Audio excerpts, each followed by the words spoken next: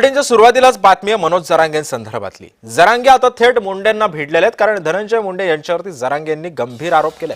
वंजारांनी आता बंजारा समाजाचं आरक्षण लाटलं असा थेट आरोप जो आहे तो मनोज जरांगेंनी मुंडेंवर केला आहे।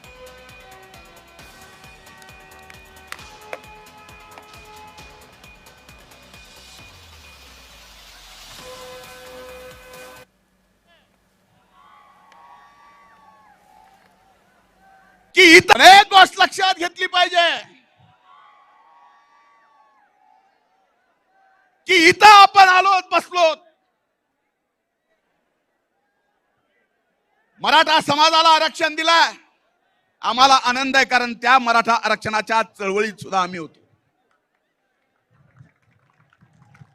पण काही जणांना या आरक्षणाच्या आड राहून ओबीसी मधून आरक्षण घ्यायचंय।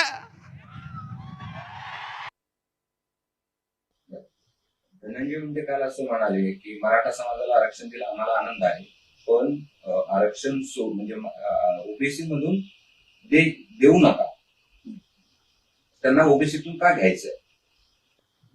तुम्ही काय घेतलं बंजारा समाजाचं? काय घेतलं?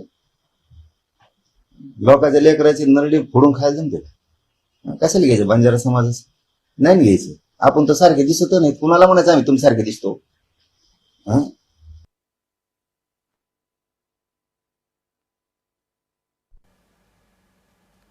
पाती धर्मातला बाबांचा भक्त स्वर्गीय मुंडे साहेबांचा संबंध इथं आलेला, प्रत्येक जाती पाती धर्मातला बाबांचा भक्त स्वर्गीय मुंडे साहेबांचा अनुयायी, या सगळ्याला संपवायला कोण जर निघाला असेल तर त्याला कधी 10 जन्म सुद्धा